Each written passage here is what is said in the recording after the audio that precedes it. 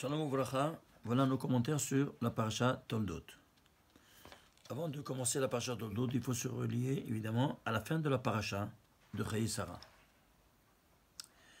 Parasha Toldot, c'est la 6e parasha de la Torah. On nous fait allusion au 6e jour de la création universelle. Qu'est-ce qui s'est passé? Maintenant, il y a ici la phase du tikkun, la phase réparatrice, qui se fera à travers Yaakov Avinu, de la sorte que vous verrez bientôt. Voilà, elle commence ici, la paracha, elle est Toledot Yaakov, voilà l'histoire de Yitzhak, Ben Avraham, fils d'Avraham. Avraham, il a enfanté Yitzhak, ainsi de suite. Très bien. Tout de suite avant, termine la paracha de Chayei Sarah, pas avant de nous avoir dit ici que Ishmaël, qu'est-ce qu'il a fait? Il a fait Teshuvah avant de mourir. Lui seulement, mais pas ses descendants. Il a donné sa place à son frère pour enterrer Abraham. Ça, c'est, nous dit nos Chachamim, qu'il a fait Teshuvah. Et puis, parce que il y a plusieurs termes qui sont utilisés pour sa mort, 3 termes. Vaïgva, Vayamot, Vayasef. On n'a jamais dit ça pour un raja. Vayasef El Amav, il s'est réuni à ses ancêtres. Alors, deuxième volet qu'il a fait Teshuvah. À quel âge il est mort? 137 ans. C'est quoi 137 ans? Pourquoi? Alors, nous avons écrit tout un livre, on ne va pas ici trop nous allonger à ce propos, mais quelques détails sont importants pour comprendre c'est quoi ce 137. C'est le paramètre qui sépare ou qui réunit le monde métaphysique au monde physique.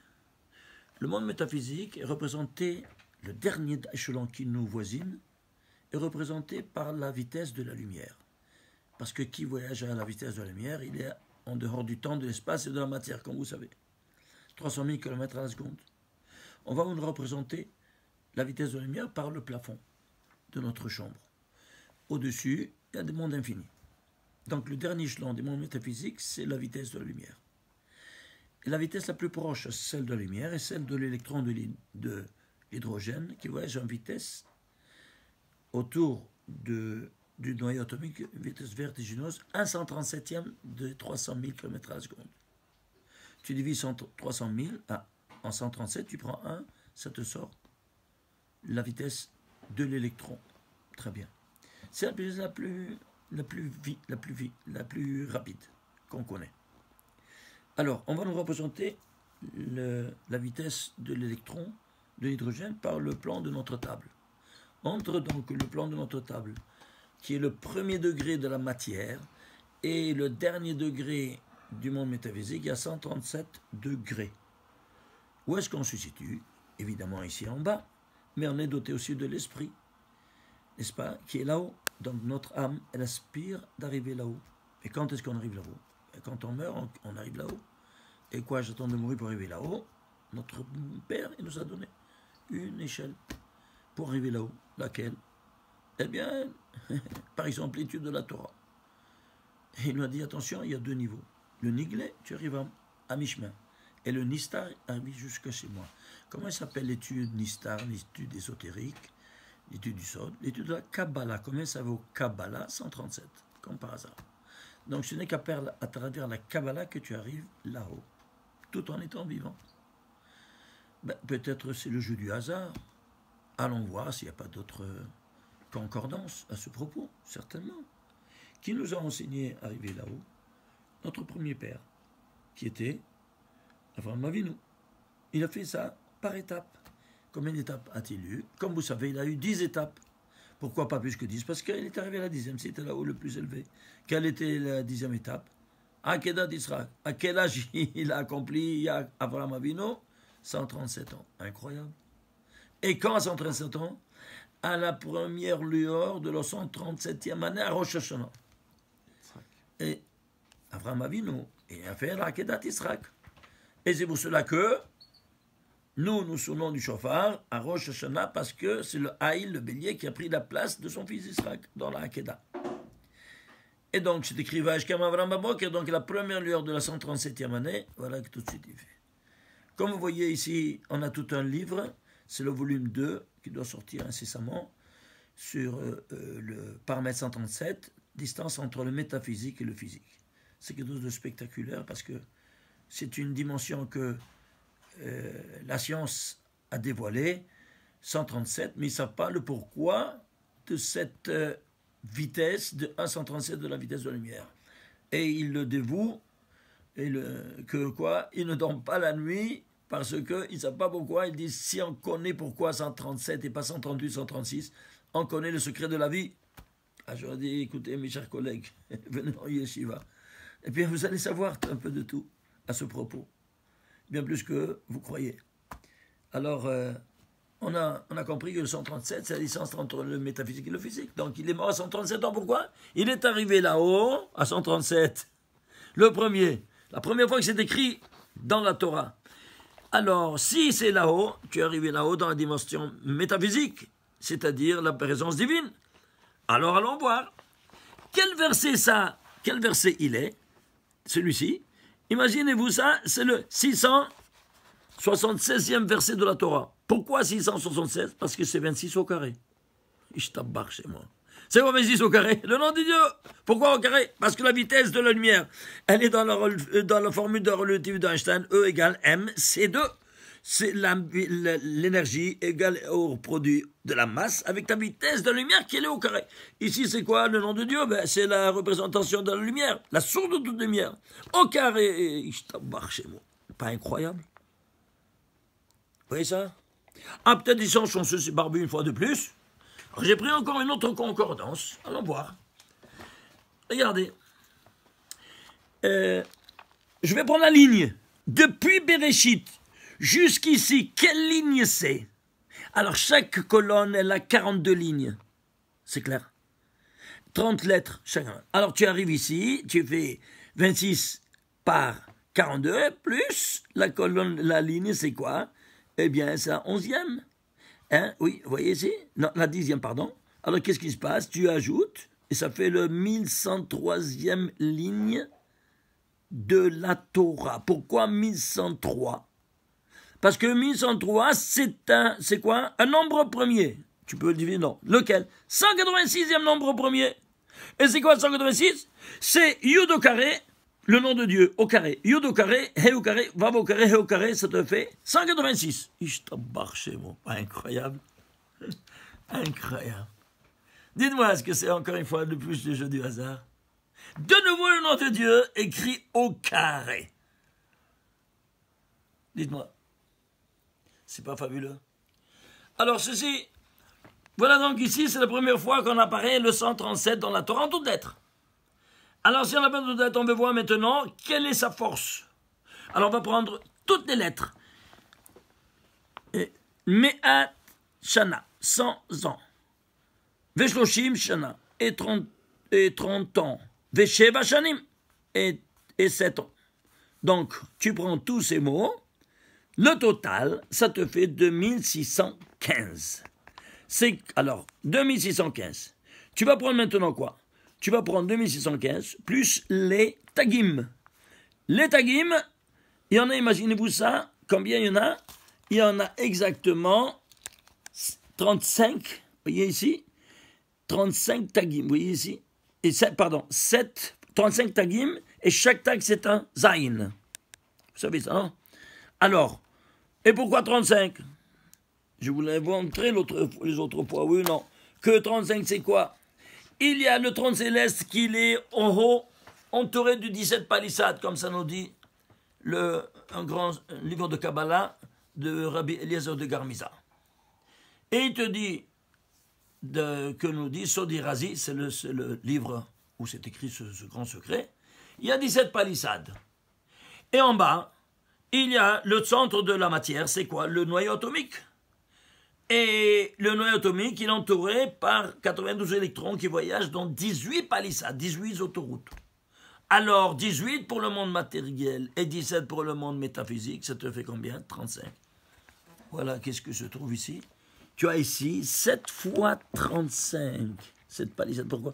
Parce que toute cette création, elle est régie sur le système hebdomadaire. Les 7 temps, 6 temps profanes et 1 sacré. Au niveau spatial, la même chose. Les 6 directions de l'espace plus le centre, ça fait 7 dimensions. Et la matière qui s'est réalisée dans les 6 temps et les 6 espaces et la 7e dimension qui sera inactive, n'est-ce pas? Parce que c'est le centre. Incroyable. Ceci étant dit, alors tu vois ici, 7 fois 35, mais c'est de fils, 245. Alors, le couronnement de toutes ces 137 ans, c'est-à-dire cette distance entre la matière et l'esprit, c'est quoi? 245, c'est quoi 245? Eh bien, toute la Torah, elle est rédigée en 245 colonnes. Je t'abarre chez moi. Ça, c'est la Torah. Ça, c'est le plan de la création universelle qui te relie à ton Créateur.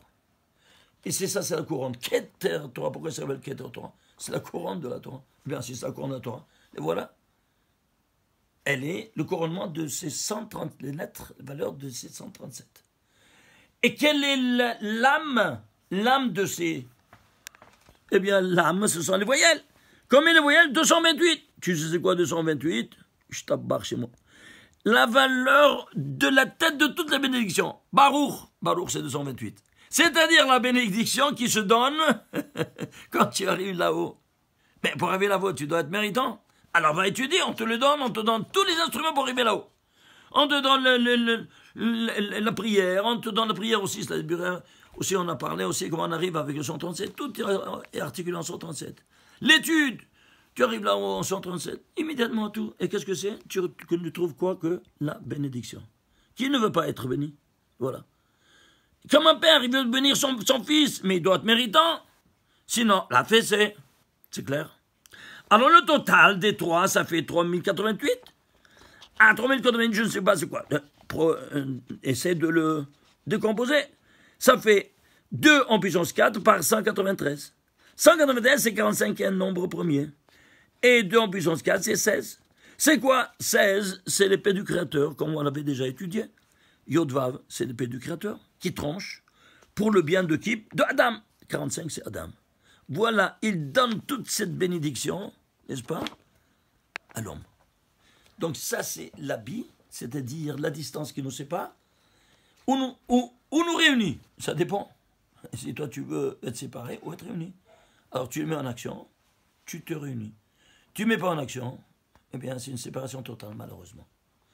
Pourquoi je dis ça maintenant? Parce que maintenant, c'est collé ici. À quoi? À l'histoire maintenant d'Israël et de la descendance d'Israël. Elle est au d'Israël, voilà la descendance d'Israël, fils d'Abraham. Et qui c'est? Jacob. Le voilà, il apparaît Jacob en toutes lettres. En toutes lettres pour la première fois.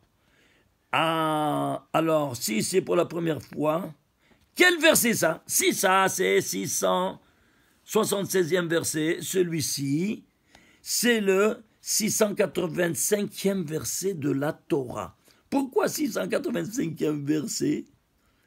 Parce que 685, ce n'est autre que 5 fois 137. Si Ishmaël, il a 1 fois 137, pourquoi Jacob, il a 5 fois 635? Parce que Jacob, c'est le juif qui sera doté de 5 degrés de Neshama. Nefesh, Narnahe. Les initiales de Nefesh, Ruach, Neshama, Haya, Yahida. C'est clair? Alors que, ici, c'est quoi? Il a un seul degré. Pourquoi? Il n'a même pas voulu être circoncis. On n'a oublié. Ils savent. Ils savent, non, non. Alors, qu'est-ce qui se passe? Il y a un problème. Un qui n'a pas le Brit Mila, on ne peut pas lui donner d'étudier la Kedusha du Sefer Torah. Il est venu chez Rabbi Akiva des Romains. Je vais étudier. Tu ne peux pas, tu veux. Coupe-toi le prépuce et puis ça y est. Bon, ça va. Alors ils ont fait comme ça. Après, ils pouvaient étudier avec lui. Sinon, rien ne rentre. C'est ça le problème. C'est une impureté qui rejette toute sainteté. Il ne peut pas recevoir. Donc il faut être un récipient adapté pour recevoir toute cette sainteté. C'est comme si tu dis, oh, donnez-moi un peu d'eau, s'il vous plaît. Ouais, avec plaisir, je te donne. Mais tu m'as donné ici un trou, un deuxième trou. Ce trou-là, ce n'est pas circoncis. Alors je t'ai donné toute l'abondance, tout ce que tu voulais, mais ça a sorti au bout de 30 secondes, t'as plus rien. C'est clair. Voilà comment ça fonctionne. Alors, c'est pour ça que lui, il a un seul, c'est lequel? C'est le premier des 5 degrés qui s'appelle Nefesh. Nefesh Behemit. C'est l'âme animale que tout le monde a, chacun de même les nations. À partir du roi, c'est le juif. Ruach Neshama Haya Yahida. Et c'est pour ça que il faudra animer maintenant ces 4 autres degrés par les mitzvot. Le Ruach, il faut le contourner, hors makif, la lumière environnante du talit. La Neshama, les tefilines de la main. La Haya, les tefilines de la tête. Et la Yahida, tu commences à ouvrir ta bouche pour prier et pour étudier. Sans cela, tu ne peux plus rien faire. Mais avant, tu dois te comporter comme tous, comme les animaux. Le matin, aller te purifier, comme l'animal. Tu te purifies, n'est-ce pas, internement. Le Nefesh Behemit, ça retourne après que tu as rendu tes 5 degrés d'âme, n'est-ce pas, avant d'aller dormir. Tu dis, Be'adechav kidruchi, dans tes mains je te confie mes 5 degrés d'âme. Et le matin, tu me les rends, mais ils ne veulent pas retourner. Alors nous dit la Risa, tu dois faire 5 actes pour les captiver, sinon ils ne retournent pas. Ils sont bien dans les mains d'Akadosh Baruch Hu. Alors ça, c'est ce qui s'impose pour pouvoir reprendre notre activité quotidienne. Alors ici, il faut forcer ce premier degré, d'être pur internement. Oui, mais après il faut se protéger de tous les agents externes qui t'attaquent, les agents du mal. Alors on a besoin du talit, de tefilin de la main, tefilin de la tête, après de la prière. Ça c'est le reste. C'est clair? Donc 5 fois 137. Voilà, donc comme ça on va voir. Alors maintenant qu'est-ce qu'on a? On va prendre maintenant par exemple les lettres seulement. Les lettres. Regardez les lettres. Ça c'est les lettres, c'est la valeur des lettres, c'est combien? 2615. Tu sais c'est quoi 2615? Je ne sais pas. Alors on va les décomposer. 2615 c'est 5 fois 123.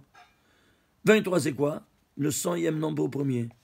Et le 5, ça fait quoi? Le 4e nombre au premier. 5 c'est 4e. Et 5 c'est 3, 100e nombre au premier. Ça fait 4 fois 100, 400.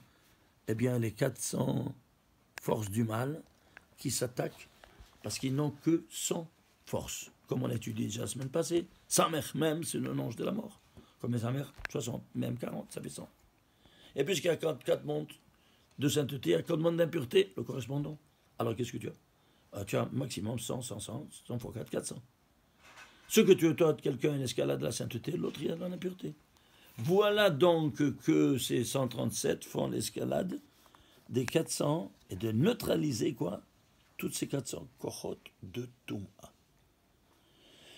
Et si on prend là où se trouve la ligne où se trouve Moyakov, il te dit, il a appelé Yaakov, il a appelé son nom Yaakov. C'est le dernier mot de la 1117e ligne de la Torah. Pourquoi 1117? C'est un nombre premier. Lequel? Le 188e nombre premier. Et alors? Eh bien, c'est le guématre de Yaakov, écrit avec un vav où c'est écrit une seule fois dans toute la Torah. Et à 5 fois dans le Tanakh, 4 autres fois, c'est en total 5 fois. Mais dans la Torah, il y a une seule fois. Et pourquoi? Parce qu'il l'a pris de Eliyahu à Navi. Il dit, je le prends en gage, où c'est écrit 5 fois dans le Nar. Elia, sans Eliyahu, sans le vav final. Et pourquoi? Parce que chez lui, il a 5 fois, il a pris, il l'a mis chez lui, en dépôt, il a dit, je te rends ce vav si tu m'apportes le Mashiach, parce que c'est lui qui doit l'apporter Mashiach, pour sauver mes enfants. Alors, il te dit ici, non seulement pour la première fois, où c'est écrit Yaakov, qu'il l'appelle Yaakov, même, qu'est-ce qu'il a? Quel est son rôle? De faire venir la délivrance à ses enfants. Et c'est pour ça que la ligne où elle se trouve, imagine-toi, elle vient te dire tout ce langage caché. Pas spectaculaire. Et si tu prenais le verset en question, on a dit ce verset-là du départ de 137. le 676e verset. Eh bien, qu'est-ce que c'est? Regardez, la guématre de tout le verset, parce que ça, on a pris seulement les lettres 237. Mais ici, si tu prends de tout le verset, la guématrie du 176e verset, c'est 4361. C'est quoi 4361? C'est 7 en puissance 2 par 89. 7, c'est le 5e nombre premier. Et 89, c'est 25e nombre premier. Et c'est quoi 25? Eh bien, 25, prend le 25e mot de la Torah, c'est le mot or. Et pourquoi 5 au carré? Parce qu'il y a dans les 5 mondes de lumière, en détail tous les 5, ils ont tous les 5. C'est-à-dire celui-ci, il a tous les 5. Le deuxième, tous les 5. Le troisième, les 5. En détail, il y en a 25. Alors c'est pour ça qu'il y a 25 mots. 25. Le 25e mot, c'est or. Et la fête des Lumières, c'est quoi? Qui sera bientôt, puisque c'est Rosh Chodesh maintenant. Alors c'est Hanouka. Combien c'est Hanouka? 89. Et 89, c'est le 25e nombre premier, comme on le verra ça dans les détails. C'est pas incroyable? Alors, ceci étant dit, il y a encore d'autres choses, mais il faut voir le reste. Alors, on a compris maintenant le rôle de qui? De Yaakov. Et d'où ça vient le mot Yaakov? Parce qu'il lui tenait le talon. Au moment de la naissance, il lui tenait le talon. Mais pour comprendre toute cette belle image, qu'elle est très mystérieuse, il faut passer par les secrets de la Ménorah. Comme vous vous rappelez, la Ménorah, les 6 branches, nous rapporte les 6 lumières, les 6 jours. Et donc, ce sont des 6 lumières, évidemment. Regardez, premier jour, c'est la lumière et les ténèbres qui ont été créées. Deuxième jour, 1, 2, 3, parce que les lumières sont convergentes vers le centre. Alors, c'est en progression. 1, 2, 3, 4, 5, 6. Et ça, c'est le 7e qui est ni à gauche ni à droite. Alors, lumière, ténèbres. Les eaux supérieures, les inférieures, deuxième jour. Troisième jour, la terre ferme et la végétation. Quatrième jour, le soleil, la lune et toutes les galaxies. Pourquoi? La lumière matérielle, perfection de la lumière spirituelle du premier jour. Vous voyez? Et la lune et toutes les galaxies, perfection du monde des ténèbres. Le deuxième jour, les eaux séparées aux supérieurs et aux inférieurs. Les eaux supérieures, comment on dit aux eaux supérieures? Shamaim. Shamaim, les eaux supérieures. Trouvant leur perfection au 6e jour par la population des eaux supérieures, les volatiles, et des eaux inférieures, les poissons. Et le 3e jour, la terre ferme, trouvant son perfection au 6e jour par la population de la terre ferme, qui sont l'homme et les animaux terrestres. Et la végétation, leur moyen de substantion. Donc, 3 jours qui se complémentarisent dans les 3 jours suivants. Et le Shabbat, c'est la sève vitale de tous ces 6 jours. Alors, où l'homme a-t-il fauté? Il a fauté au 6e jour, n'est-ce pas? Très bien. Mais quelle est la racine du 6e jour? Le 3e jour. Et alors, le 3e jour, il faut voir le virus qui a contaminé l'homme. Qui c'est? La végétation. Et qu'est-ce qu'il a dit? Akadosh Baruch Hu, il a dit, espérer que ce soit des arbres, fruits. Même le tronc, il était un fruit. Et qu'est-ce qu'ils ont dit? Ils ont dit, regarde, ils vont venir au 6e jour, les êtres humains, et ils vont manger tous les fruits. Et c'était tellement bon, ils ont dit, moi, même le tronc, il était comestible, ils vont nous dévorer nous aussi. Ils ne vont pas attendre la nouvelle saison. Alors, pour ne pas qu'on nous dévore, on fera des arbres faisant des fruits. Alors, ils ont ajouté, c'est-à-dire, ils ont ajouté un mot plus supplémentaire, osé. Les arbres, ils ont leurs racines dans la terre. Dieu a pris de la terre, il a fait l'homme de la poussière de la terre. Donc, il s'était déjà contaminé par ce virus. Akadosh Baruch Hu, il a donné ici une mitzvah, lota assez, et ils ont effacé ce lota assez. Et ils ont fait. Donc, il y a deux osé en rouge. Osé plus osé, c'est assou au pluriel. Il fait, ils font. Quand c'est assou, c'est ça. Ouais. Vous voyez ici. Espéri, c'était au 3e jour. Et ils ont fait osé péri. Alors, ici, c'est la première forme de vie organique apparue en terre, les arbres. Eh bien, ils ont perdu les 2 couronnes, la Bechora, le droit d'aînesse, et la beracha, parce que qui a le droit d'aînesse, il a double part, il a aussi la beracha. Alors, à cause d'un C supplémentaire, va la racine au 6e jour, et l'homme, il a eu Etz Peri, mitzvat lotase, tu as une ordonnance de ne pas manger, et ils ont mangé, ils ont fait. Alors, de nouveau, un AC comme ici, il a été contaminé par un AC supplémentaire. Ce AC supplémentaire, lui était le premier homme, donc le Bechor, il a perdu la couronne de la Bechora, le droit d'aînesse, et donc la Beracha, la double part. Et alors, où ça va tout ça? Eh bien, nul ne se détruit, nul ne se crée, comme dit Lavoisier. Mais avant de Lavoisier, c'est Shlomo Melech, il a dit En shum davar hadash tachat Hashem, il n'y a rien de nouveau sous le ciel. Alors, on sait plus on sait, c'est Asou. Au pluriel, c'est Esav. Alors, Esav, il va avoir ses deux droits, ses deux couronnes. Ah, mais c'est un rachat, comment faire? Alors, il faut les prendre. Comment? Je l'ai perdu avec ruse, je vais la récupérer avec ruse. Et c'est pour ça que, pour la Bechora, il doit faire deux actions. Une pour racheter la Bechora et une pour la Beracha. Voilà donc il doit se faire passer à 2 reprises comme son frère. Et voilà comme vous savez. Et c'est ça qu'on va centraliser notre attention maintenant. Regardez.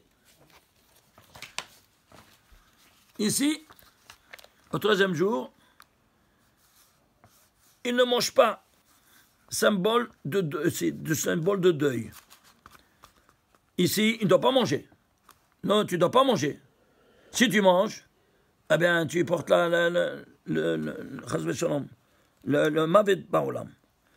Alors maintenant, ici, qu'est-ce qui se passe? Eh bien, au 6e jour, il ne doit pas manger. Qu'est-ce qu'il fait? Il donne à celui qui personnifie le péché. Que c'est ça? Tiens, mange. Et moi, je ne mange pas. Quoi donc? Plat de lentilles. Qu'il était en train de préparer pour donner à son père, parce qu'il est rentré en deuil pour la mort de Abraham, son père. Alors, il a été Yaakov en entier avec Vav, comme on l'a vu, n'est-ce pas, pour la Bechora. Et Yaakov pour la Beracha, 2 fois il a fait cette ruse. Total, 376, traduit en lettres, c'est Esav. Esav, Ésaü. Ésaü, je t'ai eu. Il prend, il a encaissé, et voilà. Alors, qu'est-ce qui se passe? Il lui dit, il arrive, oh oui, mais qui était celui qui était venu avant? Les yeux s'ouvrent à Israël, et il dit, Gambarouchier. Et il le confirme comme ça. Il dit, papa, donne-moi une bénédiction. Et il va lui donner quoi? Il va lui donner une terre grasse. Qu'est-ce que c'est cette terre grasse? Nous dit Edom Shel Romi. Qu'est-ce que c'est? Edom, Rashi. Allez, je revois. C'est quoi Edom Shel Romi? C'est l'Italie. Incroyable. Regardez, s'il vous plaît, ici. Voyez? Une botte, c'est l'unique pays qui est en forme d'un organe, n'est-ce pas, corporel. Et la botte.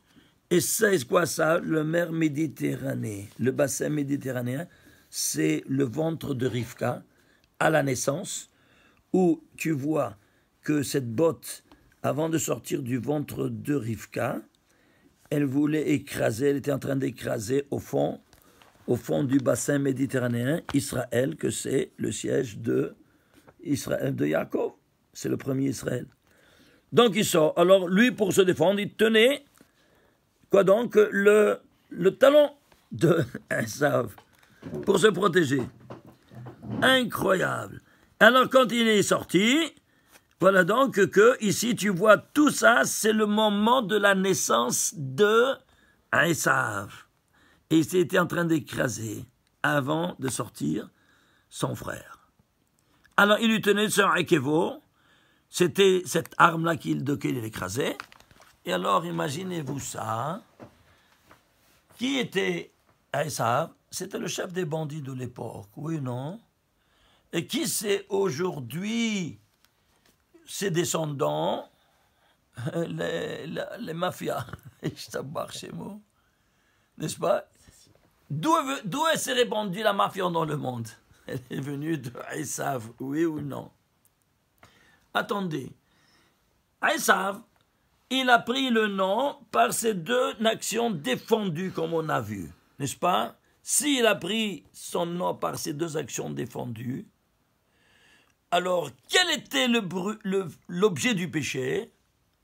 Le fruit défendu, c'était Hita, c'était le blé, oui ou non?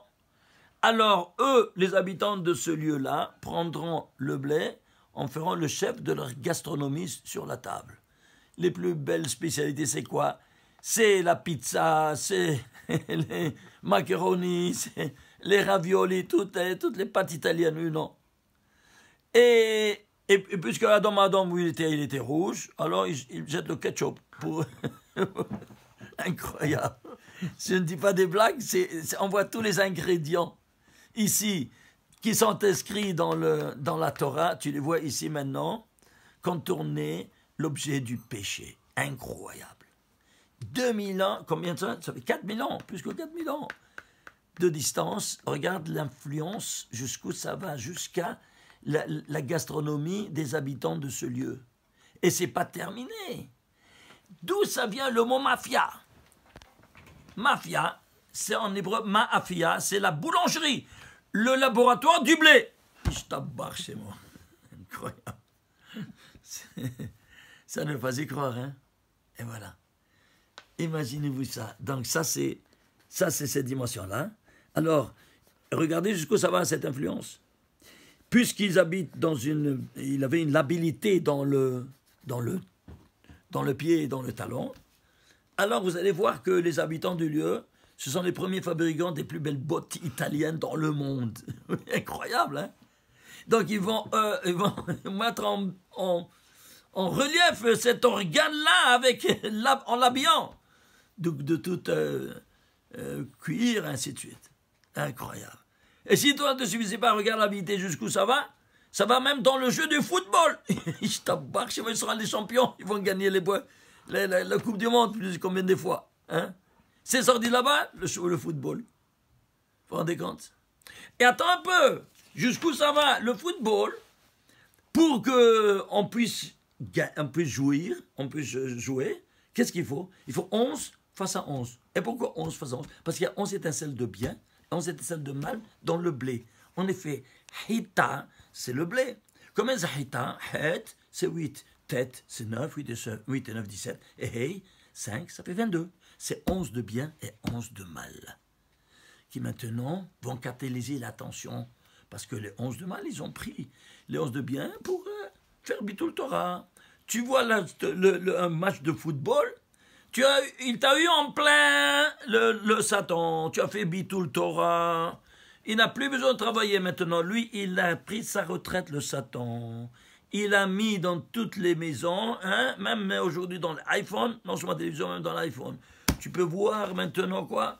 Tous ces matchs de football, là où tu veux et quand tu veux, surtout le Shabbat aussi, comme ça tu veux aussi. Chaz v'shalom, profanation du Shabbat. Est-ce que vous vous rendez compte jusqu'où ça va la chose? Et alors, si ce n'est pas fini, évidemment, ce sera quoi? Le siège de la Avodah Zarah, parce que lui, il faisait Avodah Zarah. L'Avodah Zarah, c'est quoi? Dieu n'est pas un, il est trino. Alors, où sera ce siège-là qui prône soi-disant le monothéisme en forme de monothéisme? C'est un polythéisme camouflé en monothéisme, parce qu'il est trino, il n'est pas mono. Où c'est? À Rome. Alors, regardez. Ici, je disais ça une fois dans un cours, parce que, vous savez, j'ai fait l'université du Vatican. Alors, on me dit, je dis, regardez, le premier mot de la Torah, on te dit qu'est-ce qui va se passer. Regardez. Vous voyez ici, Bereshit, on me disait, eux, ils sont venus me dire, regarde, dans le premier mot se trouve notre Seigneur. Comment ça? Regarde. Bereshit, les 3 premières lettres, prends les 3 premières lettres, c'est quoi? Les 3 premières lettres, c'est Bet, c'est Ben, le fils. Resh, c'est Loa, le Saint-Esprit. Et Aleph, c'est le Père. Le Père, le Fils, le Saint-Esprit, les voilà. Dans les 3, en initial des 3 premières lettres de la Torah. J'ai dit, regarde, c'est mon frère.